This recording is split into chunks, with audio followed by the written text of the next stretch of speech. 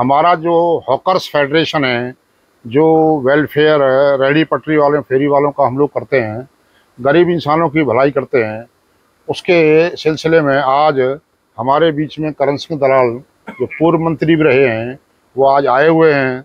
आगे आने वाले चुनाव में डॉक्टर साहब ने ये वायदा किया है कि हमारी टीम, क्योंकि हम भी डॉक्टर साहब की टीम में शामिल हैं, हमारी टीम आगे एमपी के चुनाव में जो करण सिंह दलाल जी चुनाव लड़ रहे हैं उसमें हम साथ मिलकर चुनाव जिताने का पूरा प्रयास करेंगे। देखिए, the street vendors policy Bharat सरकार ने जो बनाई, 9 में बनी, 14 में लागू हुई, जिसका प्रयास हम इन 8 और 10 सालों में बहुत ज़्यादा किया और उस हद तक किया है कि ये बिल्कुल स्तर पे आ गई बात कि भाई हाँ, इनको जगह दी जाएगी।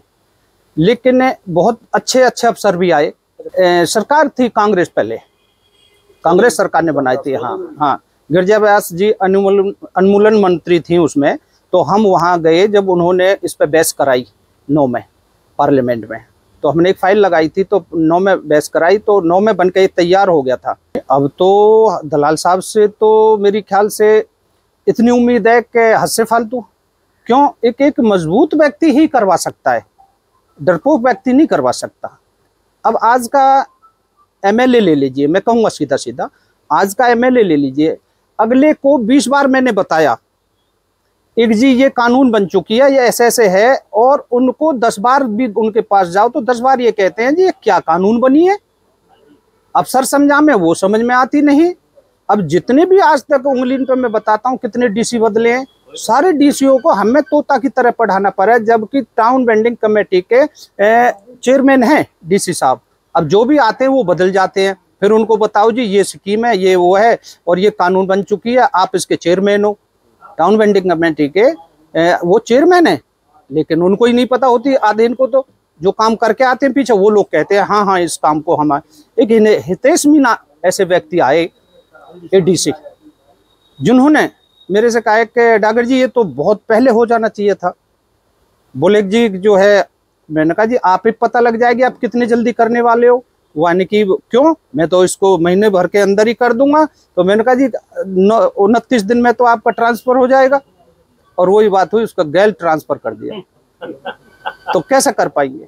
तो कहने का मतलब है इस तरीके से बहुत जल्दी से जो अच्छा अफसर होता है उसका ट्रांसफर हो जाता है, बाकी काम नहीं कर पा रहे। और मैं तो कम से कम दुखी होकर इन बातों से, वास्तव में ही मैं कोई ज्वाइन नहीं करता किसी भी पार्टी को, लेकिन समर्थन जरूर करूंगा और मेहनत करूंगा, स्टेज पे रहूंगा, हर चीज का सहयोग करूंगा जो एक समाज सेवी कर सकता है।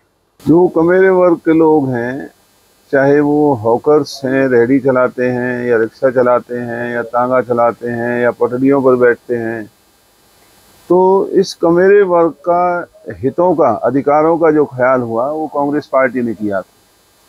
और जो आवाज़ उठाई वो, जैसा भी सैनी साहब ने कहा, डागर साहब ने, जो भी इनके नेता थे, उन्होंने बहुत पूरे संघर्ष के बाद, लंबे संघर्ष के बाद कांग्रेस की हुकूमत के दौरान ये कानून बनाने का काम किया।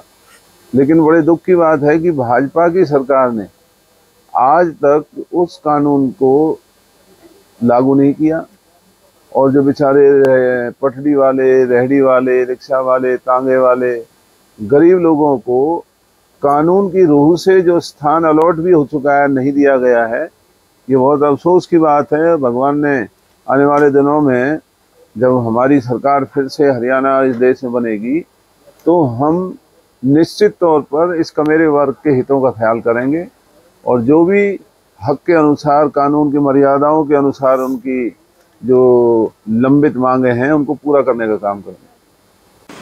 साइड में जो आप देख रहे हैं YouTube channel, Facebook page, Instagram और ट्विटर हैंडल, इसको आप लाइक फॉलो करें, कमेंट बॉक्स में जाकर एक प्रतिक्रिया अवश्य दें, और इस लिंक को ज़्यादा से ज़्यादा शेयर भी कर दीजिए, क्योंकि वोकल फॉर लोकल के लिए हमें आपका इतना सा सहयोग ज़रूरी है।